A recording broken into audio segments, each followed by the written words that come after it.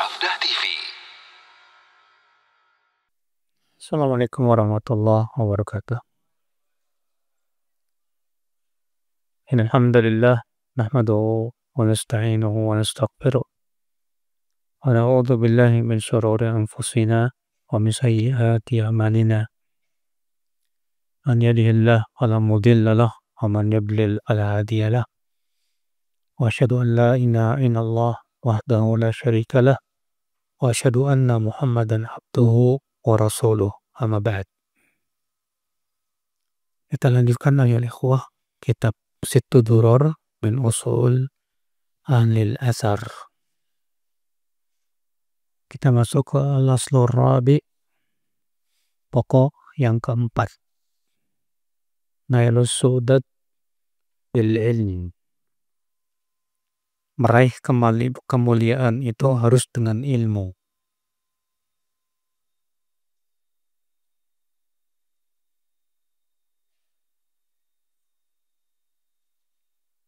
Kata beliau, ini merupakan pasal yang paling penting dalam 6 pokok yang dijelaskan.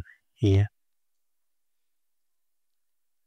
Kenapa? Karena kata beliau, li'anil gharada minhu wa tibyanu aslil amal alladhi yanbaghi an tukarras lahul juhud. Karena tujuannya adalah menjelaskan pokok amal. Di mana amal itu akal Islam, saudaraku seiman, adalah perkara yang harus kita sungguh-sungguh memperhatikannya. Karena kita masuk surga itu dengan amal. Allah berfirman, "Udkhulul jannata bima kuntum ta'malun." Masuklah ke surga disebabkan oleh amal. Ya. Fa inna qauman ra'aw nashat ar-rahib alladhi tajtahid fihi quwal kufri wad dhalal. Kata beliau, karena suatu kaum melihat an-nasyat ar-rahib, yaitu semangat yang luar biasa yang dilakukan oleh kekuatan orang-orang kafir yang sesat. Fadhannu anna siyadatahum tarji'u ilaihim bimujarrad muqabalati nasyatihim binasyat aqwa minhum. Ketika melihat orang-orang kafir itu gerakannya luar biasa untuk menyesatkan umat Islam, mereka menyangka bahwa kita bisa mengalahkan mereka sebatas dengan kegiatan yang lebih dahsyat dari itu. Fawajjahu kulla ma yamlikuna min wasail limujaratihim wa amalul ilma syar'i. Ketika mereka memandang bahwa kita harus menyaingi kegiatan orang-orang kafir untuk merusak Islam dengan cara apa? Bikin lagi berbagai macam kegiatan. Namun sayang, kata beliau, semangat mereka untuk memperjuangkan Islam itu tidak diiringi dengan ilmu, kata beliau. Sehingga akhirnya apa yang terjadi? Mereka mengenyampingkan ilmu. Pergerakan, tapi ilmu kurang. Apa yang terjadi? Akhirnya apa yang terjadi? Yang terjadi adalah memperjuangkan Islam itu hanya dengan sebatas apa? Padahal kan memperjuangkan Islam itu tidak cukup, Pak, sebatas dengan semangat tidak cukup. Kata beliau, wal haqiqatu annahum mahma ahkamut tanzim wa ahsanut tadbir wa kasafun nasyat wa hafadhu min maqaidil adu falan yuktab lahum su'dud wala rif'ah hatta yu'assisu amalahum alal ilm. Padahal, kata beliau, Sehebat apapun rencana kita, pergerakan kita, pengaturan kita, dan berbagai macam kegiatan kita ya lakukan, itu tidak mungkin kita bisa mendapatkan kemuliaan dan tidak mungkin kita bisa mendapatkan kemenangan kecuali kata beliau apabila amal kita, perbuatan kita didasarkan kepada ilmu yang sesuai dengan syariat. Dan itu memang benar akal Islam. Karena sebatas kita semangat sebagaimana kita lihat di zaman sekarang ya. Ya orang-orang yang notabene dikatakanlah orang-orang harokah ya. Mereka bikin pergerakan, turun ke jalan, entah itu demo, atau bikin kegiatan-kegiatan lain yang tentunya saya yakin tujuan mereka bagus sebetulnya. Tujuan mereka ingin memperjuangkan Islam. Tapi apa yang terjadi? Yang terjadi akhirnya membuat cara-cara yang sama sekali tidak pernah dilakukan oleh salafus saleh. Iya, demo. Mana ada di zaman perkara tersebut ada di zaman salafus saleh, tidak ada. Demo itu kan asalnya dari barat, Pak, bukan dari Islam sama sekali. Yang kemudian oleh kaum muslimin ya dicontoh itu. Ya. Dan sama sekali akal Islam demo sama sekali tidak memberikan efek manfaat apa-apa. Sama sekali. Bahkan apa yang terjadi, banyak di antara mereka menganggap bahwa sebatas kita duduk di majelis ta'lim itu katanya tidak akan menyelesaikan permasalahan. Dulu pernah muncul sebuah buku. Buku itu berjudul Ikhwanul Muslimin, Anugerah Allah yang Terzolimi. Penulisnya di situ mengatakan apa? Kata dia, apakah problematika umat ini akan selesai hanya dengan mengkaji kitab ya Aqidah Thahawiyah, Fathul Majid dan yang lainnya. Jadi menurut dia sebatas kita duduk di majelis ta'lim itu tidak akan menyelesaikan permasalahan katanya. Jadi yang menyelesaikan permasalahan bagaimana, Pak? Ya bikin pergerakan, turun ke jalan-jalan dan yang lainnya. Ternyata kita lihat secara realita, orang-orang yang melakukan pergerakan turun ke jalan pun tidak memberikan solusi apa-apa. Bahkan itu sama sekali tidak menyelesaikan problematika umat. Malah menimbulkan penyakit baru. Kenapa? Karena itu tidak sesuai dengan ya ilmu syar'i. Sebaliknya, ketika kita penuhi majelis ta'lim, ya kita ajak manusia kepada majelis ta'lim ilmu. Manfaatnya banyak sekali, Pak. Dengan majelis ta'lim kita tahu ini halal, ini haram. Dengan majelis ta'lim kita tahu ini akidah yang benar, ini akidah yang salah. Dengan majelis ta'lim kita bisa paham bagaimana tata cara ibadah yang benar. Dengan adanya majelis ta'lim kita mengkaji tentang Al-Quran dan hadis. Dan kita wajib yakin bahwa semua problematika umat sebetulnya sudah ada penyelesaiannya dalam Al-Quran dan Sunnah. Sudah ada. Jadi Al-Quran dan Sunnah itu sudah menyebutkan obat semua problematika umat, Pak. Ada. Nah sekarang, Pak, kita tidak mau mencari sumber obat. Gak mau mempelajari Al-Quran, gak mempelajari hadis. Lebih senang menyelesaikan problematika hanya dengan semangat saja.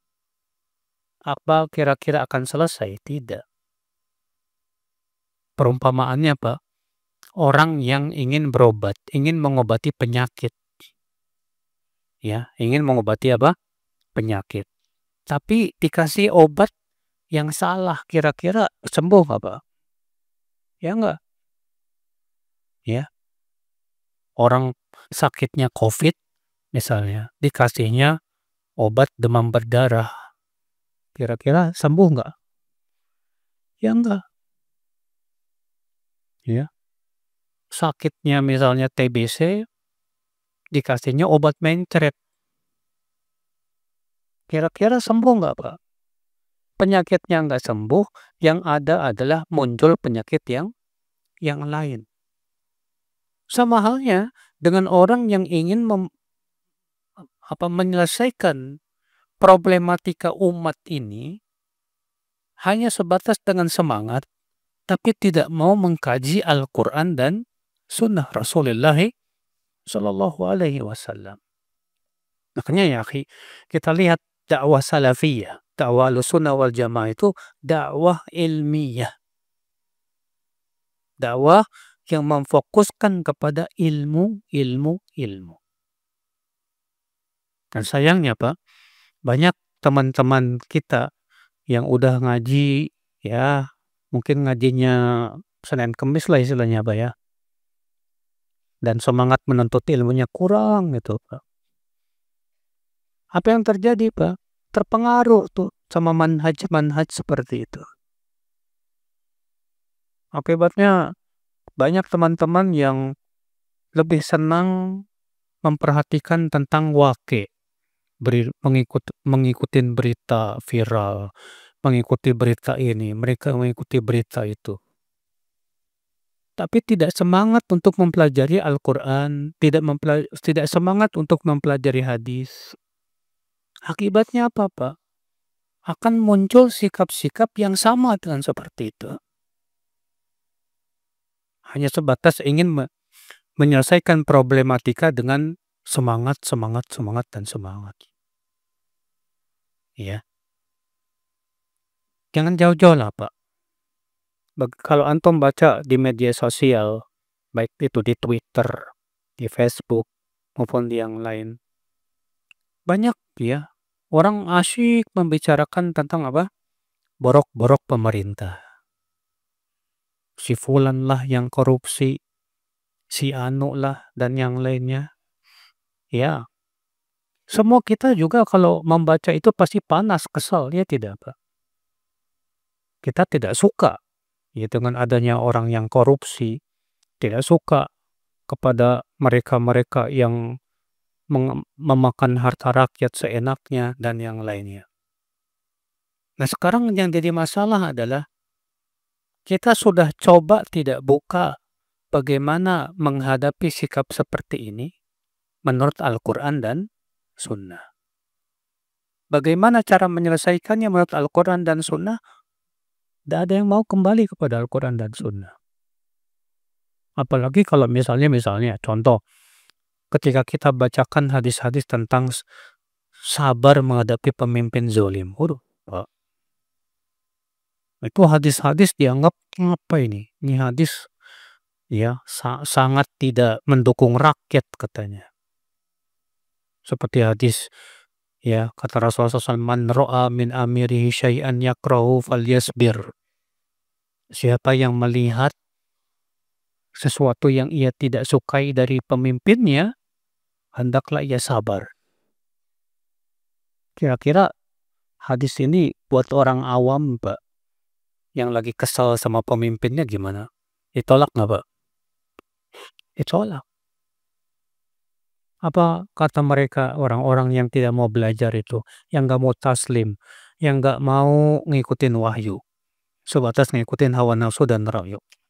Ah, ini hadis hanya nguntungin penguasa, nggak nguntungin apa? Rakyat. Bagaimana kalau kita bacakan lagi hadis yang lain? Seperti Nabi mengatakan, ya, saya kuno ba'di a'immah yahtaduna bi ghairi hadi wa yastannuna bi ghairi sunnati. Wa sayakumu fihim rijalun qulubuhum qulubu syayatin fi jasmanil ins. Akan muncul pemimpin-pemimpin yang mereka tidak mau mengambil petunjuk Rasulullah. tidak mau, ya, tidak mau mengambil sunnah Rasulullah SAW, dan akan muncul pemimpin yang hatinya hati setan berbadan manusia. Lalu Hudzaifah bertanya, "Hai Rasulullah, apa yang kau perintahkan kepada kami ketika kami menghadapi pemimpin seperti itu?" Kata Rasulullah, "Isma' wa ati", tetap dengar, tetap taat. Wa in duriba dhahruk wa ukhidha maluk. Walaupun kamu dipukul, hartamu diambil. Gimana Pak kira-kira hadis ini Pak? Kalau kita bacakan kepada mereka, mereka akan tolak, mereka akan buang. Nggak sesuai. Apalagi hati kalau sudah dipenuhi kemarahan, jangan harap mau terima. Ya. Nah ini petunjuk-petunjuk Rasulullah SAW dibuang, Pak, dibuang. Apa yang terjadi? Muncullah gagasan, kita harus terevaluasi, kita memberontak, kita ini dan itu. Yang jelas-jelas itu diharamkan oleh syariat. Ya, silakan antum baca aja di Twitter, apalagi Twitter ya, itu ngeri sekali itu. X ya. Itu seruan untuk memberontak itu ngeri. Ya, dan yang lainnya. Kalau kita bacakan, bawakan hadis-hadis tentang sabar, wah diketawain Pak, dibully. Ya, dianggap itu tidak mendukung rakyat katanya. La haula wala quwata illa billah. Padahal ya akhi, perintah-perintah Nabi itu kan berdasarkan wahyu, ya tidak? Rasulullah SAW tidak mungkin mengucapkan ini dari hawa nafsu, nggak mungkin. Allah mengatakan, wa ma yantiqu anil hawa in huwa illa wahyu yuha. Tidaklah Muhammad berbicara dari hawa nafsunya, akan tetapi ia adalah wahyu yang diwahyukan kepadanya. Nah, orang-orang Harokkah Pak, ketika dibacakan hadis-hadis ini, karena tidak sesuai dengan keinginan mereka, apa yang terjadi? Mentakwil. Apa katanya? Oh, pemerintah Indonesia itu bukan ulil amri.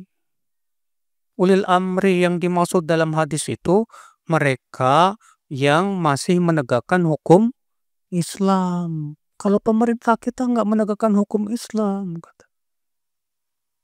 kita katakan loh, kan dalam hadis itu jelas. Rasulullah mengatakan apa? Akan muncul setelahku nanti pemimpin-pemimpin yang mengambil petunjuk selain petunjukku dan mengambil sunnah selain sunnahku. Nah, mengambil petunjuk selain petunjuk Rasulullah, petunjuk siapa? Hah? Petunjuk buatan manusia. Mengambil sunnah selain sunnah Rasulullah, sunnah siapa? Hah? Sunnah buatan manusia, Pak. Itu hadis dikemanain. Lantas karena mereka menolak hadis itu langsung mengatakan presiden bukan ulil amri. Jadi boleh kita memberontak, boleh kita. Tujuan mereka sebetulnya untuk menghalalkan keinginan mereka. Ya, akal Islam saudaraku seiman. Padahal hadis-hadis itu jelas kok bahwa pemimpin itu adalah siapa, seorang muslim yang masih menegakkan sholat, ya. Makanya orang katakan, apa kata Nabi SAW ketika Rasulullah mengabarkan akan munculnya pemimpin-pemimpin seperti itu. Para sahabat berkata, "Ya Rasulullah, bolehkah kami memberontak?" Kata Rasulullah, "Tidak. Ma'aqamu fikumus sholat." Selama mereka masih mendirikan apa? Sholat. Ikhwata Islam saudaraku seiman, rahimani wa rahimakumullah jami'an. Terus bagaimana Islam? Ya. Jadi kita biarkan pemimpin yang zalim itu. Kata Rasulullah apa? Man arada an yansah idhi sultan fala yubdi alaniyah. Siapa yang ingin menasihati penguasa, jangan terang-terangan. Ini pun ditolak, Pak. Kata mereka, Kita mau nasehatin terang-terangan aja nggak didengar, apalagi menasehatinya secara apa? Rahasia. Nggak mungkin. Akhirnya mereka berusaha menolak hadis ini dengan cara apa? Berusaha mendoifkan hadis ini. Kata mereka, ini hadis lemah. Padahal hadis ini banyak jalan-jalannya saling menguatkan satu sama lainnya. Sebagian disebutkan oleh para ulama hadis. Saudaraku seiman, rahimani wa rahimakumullah jami'an. Nah itulah yang akal Islam. Kita memperjuangkan Islam kalau hanya sebatas dengan semangat-semangat abadan, Pak, nggak bakal berhasil. Tapi kalau kita mengikuti metode wahyu, manhaj wahyu, segala sesuatu dengan ilmu dan ilmu, ya, Allah pasti akan berikan, Pak, sesuatu yang terbaik. Pasti itu ya akhwat Islam saudaraku seiman. Oleh karena itu Allah berfirman, yarfa'illahu alladhina amanu minkum walladhina utul ilma darajat. Allah mengangkat orang-orang yang beriman di antara kalian dan mengangkat orang-orang yang berilmu beberapa derajat. Kata Imam Malik, artinya Allah angkat mereka dengan ilmu. Allah angkat dengan apa? Ilmu. Ya. Wa hadza akhadahu Malik min syaikhihi Zaid bin Aslam. Dan ini yang dikatakan oleh Imam Malik ini beliau ambil dari gurunya yang bernama Zaid bin Aslam. Di mana Zaid bin Aslam berkata ketika menafsirkan ayat tadi, innahul ilm yarfa'ullahu bihi man yasha'u fid dunya. Sesungguhnya itulah ilmu, itu ilmu agama, ilmu din, ilmu syariat. Dengan ilmu itu Allah angkat derajat siapa yang Allah kehendaki. Makanya lihat, para sahabat, Pak, mereka orang-orang yang paling berilmu tidak, Pak? Orang yang paling berilmu. Segala sesuatu para sahabat itu disikapi dengan ilmu, semuanya dengan ilmu, Pak. Ya. Hasilnya para sahabat menguasai dunia tidak, Pak? Di zaman Umar bin Khattab, Persia dihancurkan. Romawi 2/3-nya dikuasai. Di zaman Umar bin Khattab, kekuasaan Islam sangat besar sekali. Ya. Siapa? Para sahabat. Padahal para sahabat jumlahnya berapa? Jumlah sahabat nggak sampai 1 juta, Mas. Nggak sampai 500.000 bahkan. Jumlah sahabat ya ratusan ribu itu tapi bisa menguasai dunia. Dengan apa? Ilmu. Bukan dengan sebatas semangat, bukan. Semua dengan ilmu. Ikhwata Islam saudaraku seiman. Wa hadhihi rif'ah takunu fid dunya qabla al-akhirah. Kemuliaan ini kata beliau, Allah berikan di dunia sebelum di akhirat. Kama qala Allah Ta'ala an istifaihi Talut li siyadatil mala' min Bani Israel. Sebagaimana Allah menceritakan saat Allah memilih Talut ya sebagai pemimpin. Kenapa Allah pilih Talut sebagai pemimpin? Allah berfirman, wa qala lahum nabiyuhum innallaha qad ba'atha lakum Taluta malika. Berkatalah nabi mereka, sesungguhnya Allah telah mengirim Talut untuk kalian sebagai raja.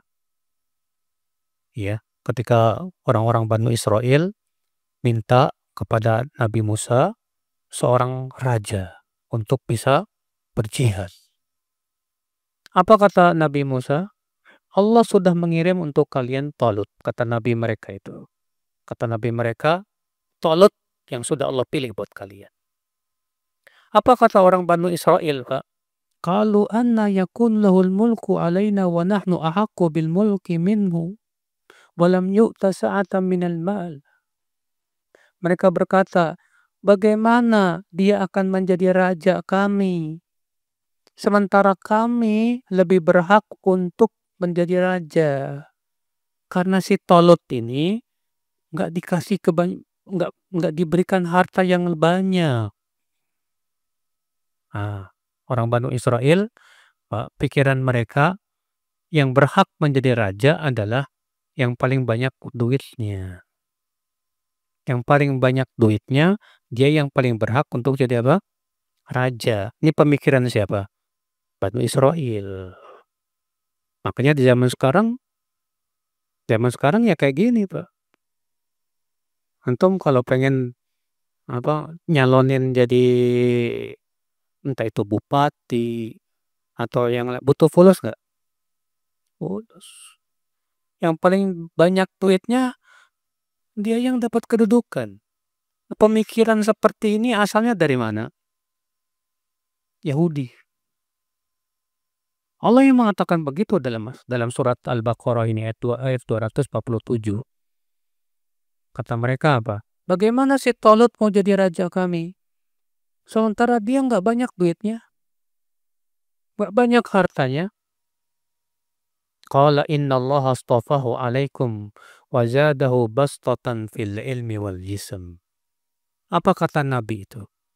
Sesungguhnya Allah memilih si Tolut atas kalian karena Allah memberikan kelebihan kepada dia dalam ilmu dan fisik.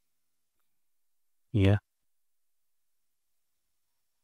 Maka Allah mengatakan yang dibutuhkan dalam kepemimpinan itu bukan banyak duit, tapi kekuatan ilmu dan fisik. Ya. Wallahu yu'ti mulkahu man yasha. Dan Allah memberikan kerajaan kepada siapa yang Allah kehendaki. Allahu wasi'un alim. Dan Allah maha luas lagi maha mengetahui. Lihat saudaraku seiman. Dalam ayat ini tegas mengatakan, kenapa Allah menjadikan si Tolut jadi pemimpin? Karena si Tolut diberikan oleh Allah kelebihan apa? Ilmu. Iya. Sementara kalau sistemnya kayak ginian, Pak, di negeri kita kan sistemnya bukan sistem Islam kan? Ya. Yang jadi pemimpin siapa? Yang paling banyak suaranya ya nggak, Pak? Walaupun dia bukan berilmu, walaupun dia preman, bisa saja dia jadi pemimpin. Selama fulusnya banyak. Dalam Islam nggak begitu. Makanya para ulama ketika menyebutkan tentang siapa yang berhak jadi pemimpin, syarat-syarat jadi pemimpin, syarat-syarat menjadi seorang khalifah. Syarat yang pertama, dia seorang ahli ilmu. Seorang ahli ilmu. Iya, yang telah sampai kepada rutbatul ijtihad. Dia seorang ahli ijtihad. Iya. Saudaraku seiman rahimani wa rahimakumullah jami'an. Kenapa? Dengan ilmu. Makanya Rasulullah SAW meninggal, dipilih Abu Bakar. Abu Bakar ahli ilmu bukan? Ulama bukan? Ulama. Setelah Abu Bakar meninggal, dipilih siapa? Umar. Umar keilmuannya, Masya Allah, luar biasa. Setelah Umar meninggal, dipilih siapa? Utsman. Setelah Utsman meninggal, dipilih Ali bin Abi Thalib. Ini Khulafaur Rasyidin, mereka ulama sahabat semua. Mereka bukan cuma ulama, tapi mereka punya kemampuan dalam kepemimpinan yang luar biasa. Hasilnya luar biasa. Ya. Makanya akal Islam, ya, kalaulah masyarakat Indonesia paham tentang kaidah ini, mereka akan memilih pemimpin yang berilmu, bukan pemimpin yang bisa ngasih mereka fulus. Yang jadi masalah adalah yaitu, Pak, ya, setiap pemilu selalu ada serangan fajar, ya kan? Duit, kasih fulus, ente kalau pengen kaya kasih duit. Kayak gini gimana akan bisa kita punya pemimpin yang bagus, berilmu, yang benar-benar ini. Kalau ternyata duit yang bermain ya akal Islam, gak mungkin ya. Saudaraku seiman rahimani wa rahimakumullah jami'an.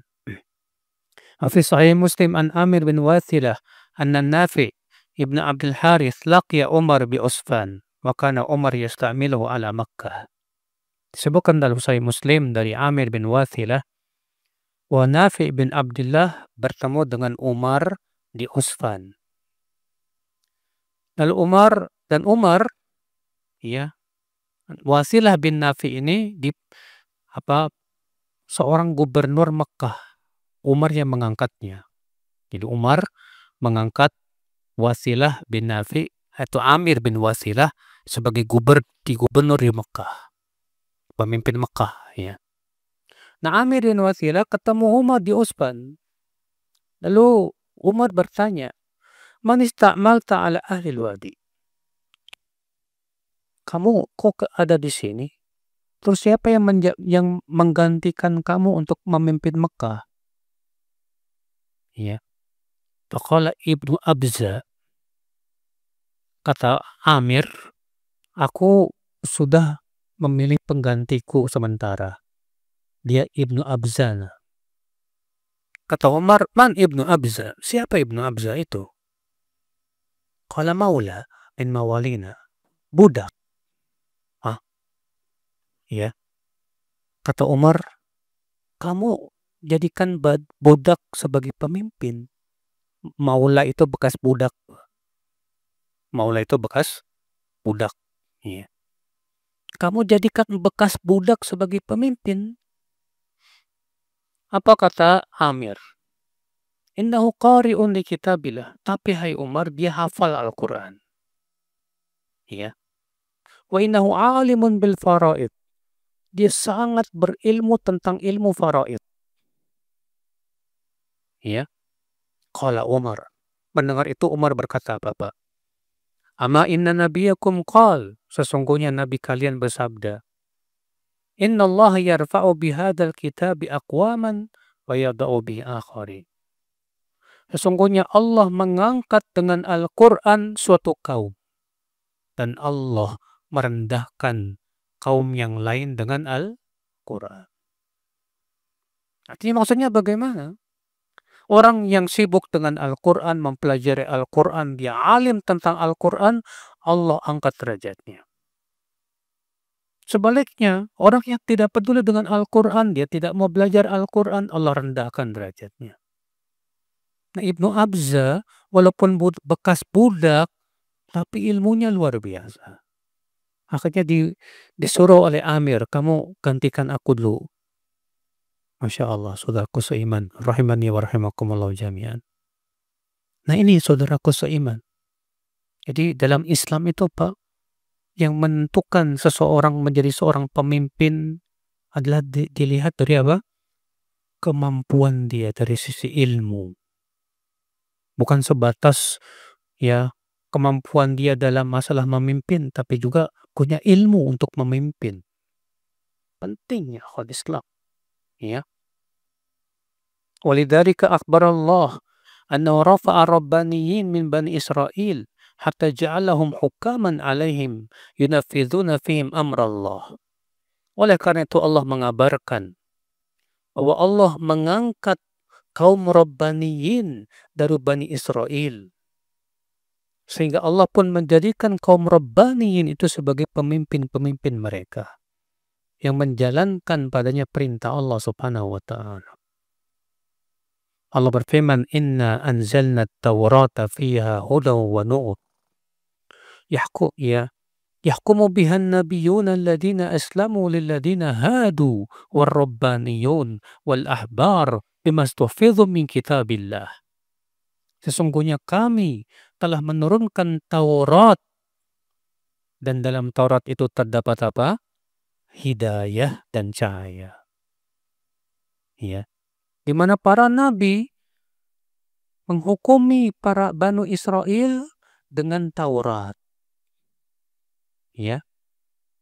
Para nabi menghukumi, artinya memberikan kepada mereka hukum dengan Taurat. Kepada siapa? Orang-orang yang Islam dari kalangan Yahudi.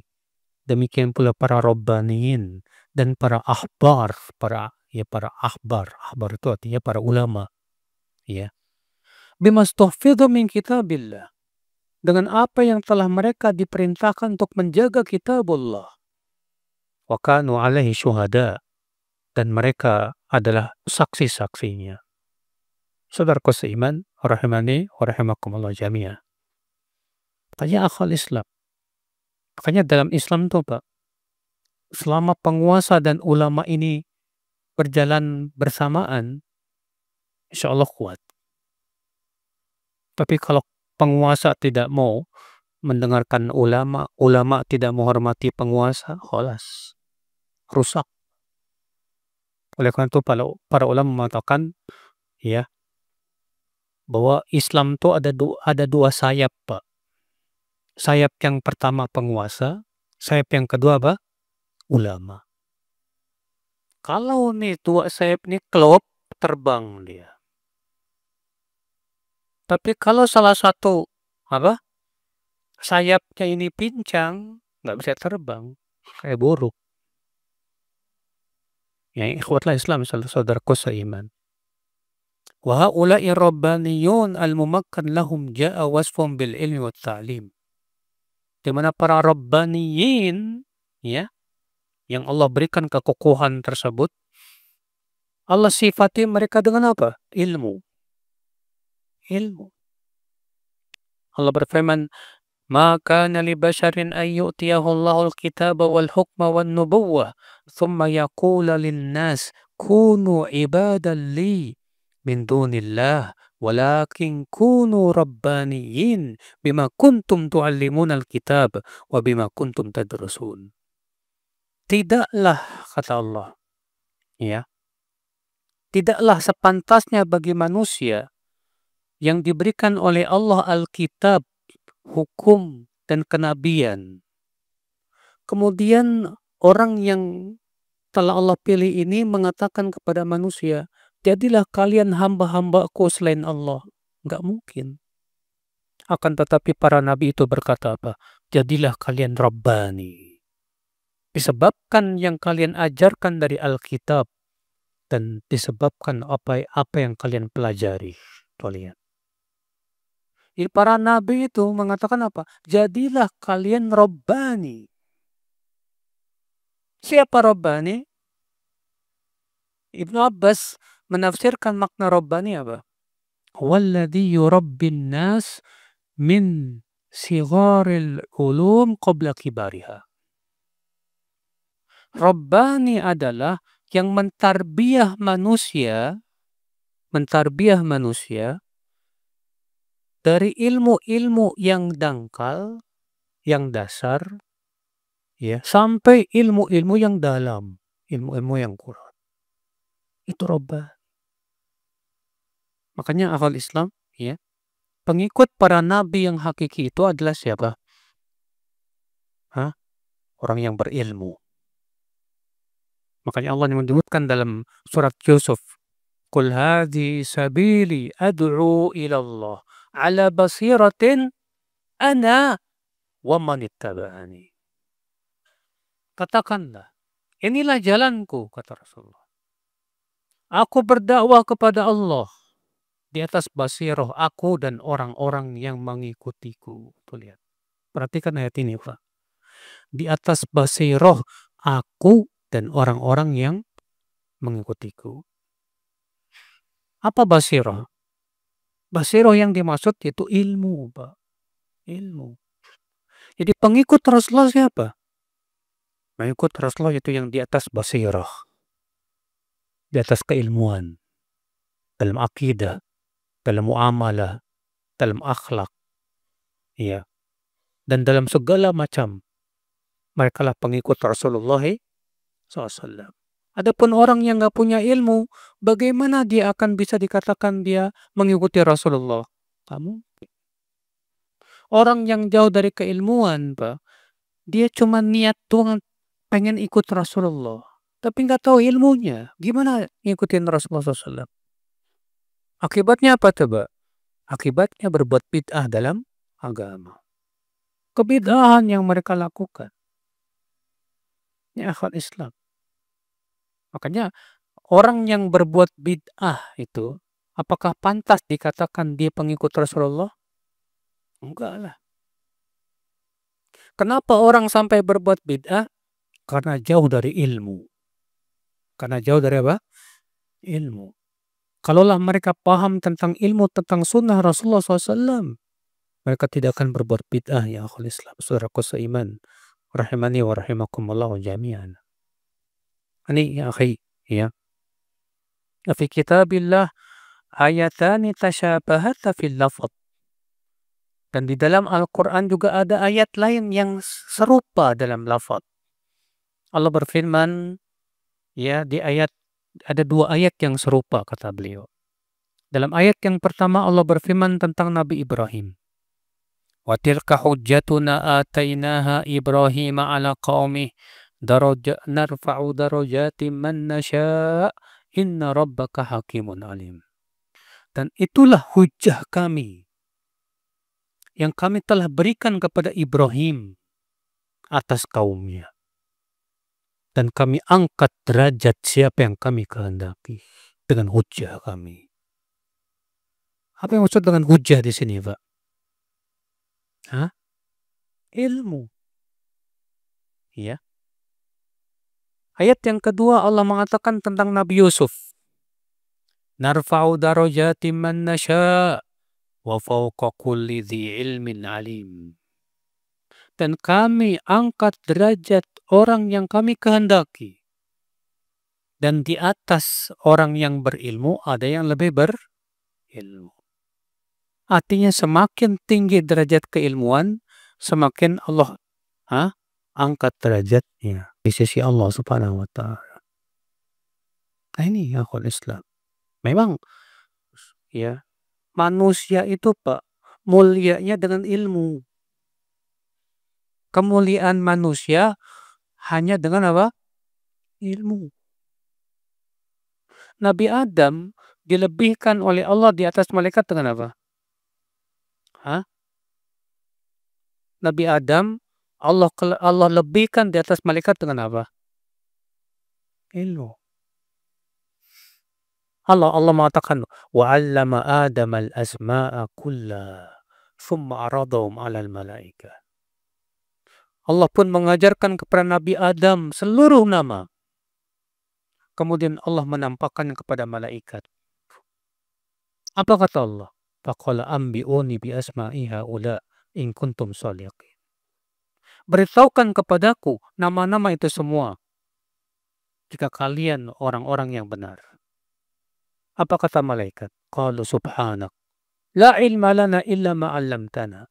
Maha suci Engkau ya Allah. Kami tidak punya ilmu kecuali Engkau ajarkan kepada kami. Ternyata Allah lebihkan Nabi Adam di atas malaikat dengan apa? Ilmu. Maka Allah perintahkan malaikat sujud kepada siapa? Adam. Sujud ini sujud penghormatan, bukan sujud ibadah.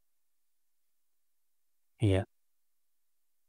Maka malaikat pun disuruh sujud oleh Allah untuk menghormati Adam. Kenapa? Karena Allah lebihkan Nabi Adam dengan ilmu.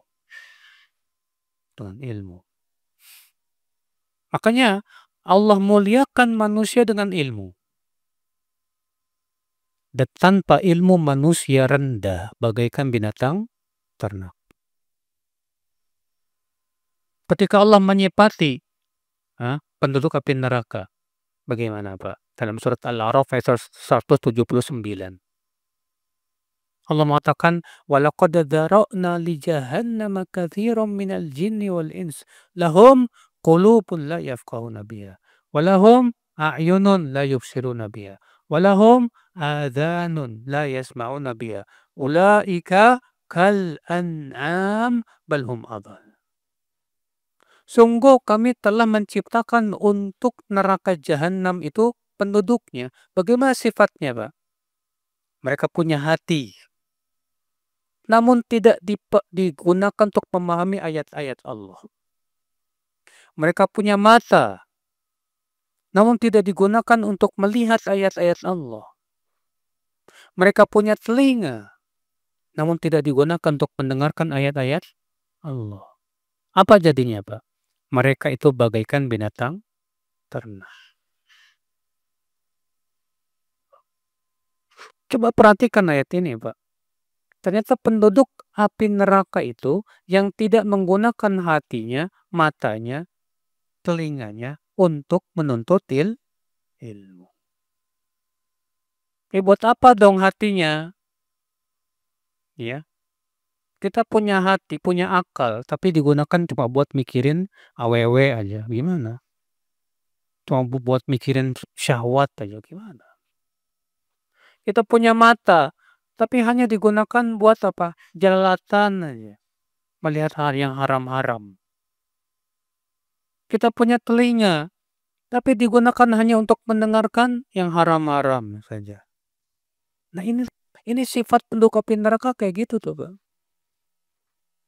Beda dengan penduduk surga. Mereka gunakan hatinya, matanya, telinganya untuk memahami ayat-ayat Allah, mempelajari hadis-hadis Rasulullah SAW. Ilmu, ilmu. Makanya dengan ilmu, akhi, Allah angkat derajat manusia. Ya. Dengan tanpa ilmu, Allah rendahkan derajat manusia itu. Bahkan seperti binatang ternak. Bahkan binatang ternak bisa jadi lebih mulia daripada orang seperti itu. Iya. Makanya antum lihat manusia-manusia yang bodoh itu, Pak. Ya, manusia-manusia yang bodoh itu, yang jauh dari ilmu. Perbuatannya kayak binatang ternak, Pak. Bahkan lebih dari binatang ternak. Binatang ternak aja, antum kasih rokok, nggak ada yang mau. Ada binatang yang dikasih rokok mau. Atau punya ayam di rumah, coba kasih rokok. Gak mau dia. Antum punya kambing di rumah, coba kasih rokok. Mereka binatang pun nggak punya otak, Pak, nggak punya akal. Tapi mereka punya insting. Dengan insting mereka, mereka bisa merasakan ini bahaya. Ini mudarat buat mereka. Makanya mereka nggak makan rokok. Tahu itu bahaya. Manusia punya akal. Paham bahwa rokok itu bahaya. Semua ahli kesehatan, dokter seluruh dunia sepakat. Rokok itu membunuh. Rokok itu berbahaya. Walaupun cuma satu batang. Tapi tetap aja diisap. Dan berusaha cari-cari pembenaran. Demi untuk supaya dia masih bisa ngisep. La haula wala quwata illa billah. Pakai akal harusnya. Ya. Ikhwata Islam saudaraku seiman rahimani wa rahimakumullah jami'an. Enggak dari itu ya akhwal Islam. Inilah ya akhwal Islam saudaraku seiman rahimani wa rahimakumullah jami'an. Penting sekali kita nuntut ilmu, akhi. Jangan sampai kita menjadi orang yang penuntut fitnah. Penuntut fitnah itu kerjaannya apa, Pak? Penuntut fitnah itu kerjaannya ngikutin berita aja. Seperti zaman sekarang banyak teman-teman kita kerjaannya ngikutin berita aja. Akhirnya terpengaruh. Akhirnya jadi apa? Jadi buzzer. Ya. Akhirnya jadi apa? Yaitu omongannya kasar dan yang lainnya. Wah, kelas. Udah bukan penuntut ilmu lagi udah, Pak. Itu penuntut fitnah itu, Pak, semuanya. Buzzer-buzzer, netizen-netizen yang antum lihat di media sosial yang ngomongnya hanya dengan apa? Otaknya aja, nggak dengan ilmu. Ya, akhwal Islam. Seperti itu bukan penuntut ilmu, itu penuntut fitnah itu. Kewajiban kita apa? Ilmu semua. Kita bicara dengan dalil. Ya, biasakan. Sampai kata para ulama, kalau kamu bisa tidak menggerakkan tanganmu kecuali dengan sunnah, lakukan. Artinya ada dasarnya, ada dalilnya. Semua ada dasarnya, ada dalilnya. Ikhwata Islam saudaraku seiman. Tapi kalau dengan tanpa ilmu, lihat Pak, orang gila dianggap wali. Ilmu dari mana itu? Masa orang gila dianggap wali? Nggak pakai baju, ngerokok, ya, wah ini wali katanya nih, wali majdub, akhirnya orang ngalap berkah. Ya akhi, betapa hinanya Islam seperti itu. Apa ada para sahabat? Para sahabat wali Allah bukan, Pak? Wali Allah semuanya. Ada enggak para sahabat yang kayak gitu? Ah, ini akhi, ya. Sebetulnya memang ada tujuan dari orang-orang kufar yang ingin menghancurkan Islam, merendahkan Islam serendah-rendahnya. Lihat soal Islam, ya. Majelis-majelis yang jauh dari ilmu isinya apa? Joget-joget, nyanyi-nyanyi, campur baur laki-laki, perempuan. Walaupun isinya solawatan misalnya. Nah ya akhi, seperti itu kan majelis Rasulullah SAW? Apa kita mendengar Rasulullah SAW dan para sahabatnya joget-joget, nyanyi-nyanyi, seperti campur baur laki-laki perempuan? Abadan, saudaraku seiman. Ini jauh dari ilmu ya akhi. Jauh dari ilmu ya akhal Islam, saudaraku seiman. Maka dari itu ya akhal Islam, dakwah, ya, kita dakwah ilmu. Semua harus dengan ilmu. Dan memang ya di zaman sekarang umat Islam itu sepertinya memang berusaha bagaimana terutama di negeri kita supaya jauh dari ilmu. Makanya ya dakwah yang benar-benar di atas keilmuan berusaha dicoreng, Mbak. Dakwah yang benar-benar di atas keilmuan berusaha untuk apa? Dijelek-jelekan. Dicari-cari kesalahan para ustadz-ustadznya itu, Pak. Ya, dari sisi nahwunya lah, ada kesalahan sedikit inilah kemudian dibesar-besarkan. Pada kesalahan yang ada pada mereka jauh lebih banyak. Untuk apa? Tujuannya menjauhkan manusia dari ilmu, saudaraku. Supaya manusia udah mereka senang kalau umat Islam tuh bodoh terus, Pak. Kalau orang bodoh kan mudah, Pak. Ya, di otak-atik ya. Makanya kata para ulama, satu ulama itu lebih ditakuti oleh iblis daripada 1000 ahli ibadah. Karena dengan satu ulama dia bisa paham ini hak, ini batil. Ya. Tapi ahli ibadah sebatas taunya ibadah doang. Nggak paham mana hak, mana batil. Akhirnya berbuat bid'ah dalam agama. Saudaraku seiman rahimani wa rahimakumullah jami'an. Maka dari itu ya akhwal Islam, para nabi semuanya berilmu tidak, Pak? Para nabi semua berdakwah dengan ilmu tidak?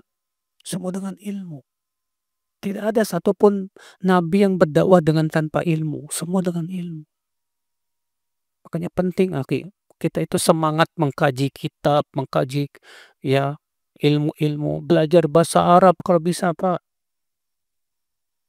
Ya, ada ikhwan Masya Allah udah lama ngaji, 20 tahun ngaji, tapi tetap aja nggak bisa bahasa Arab, kayaknya kurang bagus, Pak. Semangat padahal. Antum aja belajar bahasa Inggris semangat banget. Masa belajar bahasa Al-Quran, bahasa Rasulullah, bahasa para ulama kita nggak semangat untuk belajar? Ada semangat akhwal Islam. Karena kan kita kalau memang penuntut ilmu harusnya kan naik kelas ya tidak, Pak? Jangan sampai istilahnya begini, kita maunya kelas 1 terus nggak mau naik kelas 2, kelas 3. Kita saja mencari ilmu dunia pengen naik kelas dari SD, SMP, SMA, kuliah. Tapi belajar ilmu agama nggak mau naik kelas. Untuk memperdalam ilmu-ilmu itu kan butuh ilmu alat ya tidak. Antum belajar ilmu usul fikih. Kalau nggak bisa bahasa Arab, nggak bisa, susah antum. Antum mau belajar ilmu hadis, nggak bisa bahasa Arab, susah. Antum mau mempelajari ilmu fikih, nggak bisa bahasa Arab, susah. Ya. Aduh, berat Ustaz belajar bahasa Arab. Akhi, memang begitu, menuntut ilmu itu berat. Kita kita butuh penuntut ilmu yang pejantan, Pak. Karena banyak di zaman sekarang itu penuntut ilmunya bukan pejantan. Berat sedikit mundur. Lihat aja. Ayo kita belajar bahasa Arab. Pertama-tama yang daftar sampai 100. Berjalan sebulan, 2 bulan, 3 bulan, mundur Pak teratur. Dari 100, sisa 10. Dari 10, sisa 1, 2, 3 saja. Subhanallah. Iya. Ini akhi, kalau kita menuntut ilmu kayak gini, susah dikit mundur, gimana kita akan naik kelas? Gak mungkin ya, honest. Ya akhi, ya. Makanya sampai Ustadz Ablo Zain tuh menulis sebuah apa namanya eh, tulisan ciri-ciri penuntut fitnah. Pernah baca nggak tuh? Ya. Pertama, lebih seneng ngikutin apa berita-berita masa kini daripada mempelajari Al-Quran dan hadis. Lebih seneng baca HP daripada baca Quran. Nggak mau belajar bahasa Arab. Sampai begitu beliau. Kenapa begitu? Iya Pak, penting. Kita pengen Pak, yang mengaku saya seorang ahlus sunnah, benar-benar juga gitu loh. Keilmuannya, kualitas ilmunya pun beda. Jangan sama dengan yang lain. Itu yang diharapkan saudaraku seiman. Karena sudah kita sebutkan tadi, bahwa pengikut Rasulullah itu adalah orang-orang yang di atas basirah. Tadi sudah kita sebutkan ayatnya. Ala basiratin ana wa manittaba'ani. Di atas basirah aku dan orang-orang yang mengikutiku. Berarti pengikut Rasulullah yang hakiki siapa? Yang berada di atas basirah. Apa basirah? Keilmuan. Ya. Maka dari itu ya, akhi, jangan pernah kendor dalam menuntut ilmu. Dalam keadaan apapun, para sahabat, Pak, Umar bin Khattab cerita, ada dalam Sahih Bukhari itu. Ya. Kata Umar bin Khattab apa? Aku dan tetanggaku bergantian untuk datang ke majelis Rasulullah Sallallahu Alaihi Wasallam. Hari ini aku cari nafkah, dia yang pergi ke Rasulullah. Sore harinya pulang dan mengabarkan kepadaku tentang ilmu yang ia dapatkan dari Rasulullah SAW. Besoknya aku yang pergi ke majelis Rasulullah. Dia pergi ke ladang. Sore hari aku pulang memberitahu kepada dia apa yang aku dapatkan ilmu dari Rasulullah SAW. Dan waktu itu kata Umar, kami merasa gelisah. Karena kami mendengar bahwa Raja Ghassan telah mempersiapkan pasukan yang besar untuk menyerang kota Madinah. Bayangkan Pak.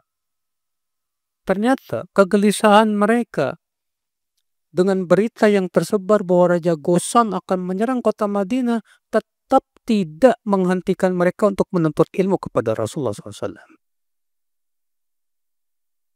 Sementara kita sibuk ngikutin berita dan menganggap kita kan harus tahu realita katanya. Kita katakan tahu realita memang penting, tapi kalau kita nggak tahu obatnya gimana? Bagaimana kita akan menyelesaikan problematika umat? Apakah hanya dengan semangat saja? Nggak cukup, Pak. Nggak bisa. Nah ini saudaraku seiman. Rahmani wa rahimakumullah jami'an. Jadi ya, sekali lagi ya, dakwah ahlu sunnah, dakwah ilmu. Semua di atas basirah, di atas ilmu. Sikap kita harus dengan ilmu. Ya. perjuangan kita memperjuangkan Islam harus dengan ilmu. Ingat itu, ya akhwal Islam, saudaraku seiman. Kata beliau, fi hadza sirrun badi'un min asrarul kitabil aziz. Ya, di sini terdapat rahasia yang sangat bagus sekali dalam Al-Quran tadi. Ya, di mana Ibnu Taimiyah menyebutkan tentang rahasianya. Kata beliau, Zakarallahu annahu yarfa'u darajati man yasha' fi qissati munadarati Ibrahim wa fi qissati Yusuf. Allah menyebutkan bahwa Allah mengangkat derajat siapa yang Allah kehendaki dalam kisah Nabi Ibrahim yang berdebat dengan kaumnya dan tentang kisah Nabi Yusuf alaihissalatu wassalam. Walihada qala salaf. Oleh karena itu para ulama salaf berkata, fa inna siyaqal ayat yadullu alaih. Redaksi ayat menunjukkan kepada hal itu. Di mana Nabi Ibrahim kisahnya adalah berhujah kepada kaumnya tentang kebatilan apa yang mereka sembah. Iya. Sedangkan Nabi Yusuf berhujah berbuat tentang sebuah siasat politik. Ya, yang itu manfaat untuk manusia. Semua dengan ilmu. Maka Allah mengatakan kami angkat derajat siapa yang kami kehendaki. Yang pertama, ya, ilmu tentang hal yang bisa menolak mudarat. Yang kedua, ilmu tentang hal yang bisa mendatangkan manfaat. Dua ilmu ini sangat penting sekali. Saudaraku seiman, rahimani wa rahimakumullah jami'an. Nah ini akhwal Islam, ini jadi sekali lagi penting sekali kita untuk menuntut ilmu ya akhi. Ya, jangan pernah kita kendor dalam menuntut ilmu. Sesibuk apapun antum dalam mencari nafkah, jangan pernah antum ya melalaikan menuntut ilmu. Antum aja mau sampai ngelembur demi untuk duit. Masa kita nggak mau ngelembur nyari ilmu? Iya. Baik, ini saja yang bisa saya sampaikan. Mungkin sampai persiapan untuk berbuka puasa. Baik, kita tutup. Subhanaka wa bihamdik. Asyhadu an la ilaha illa anta astaghfiruka wa atubu ilaik. Wassalamualaikum warahmatullahi wabarakatuh.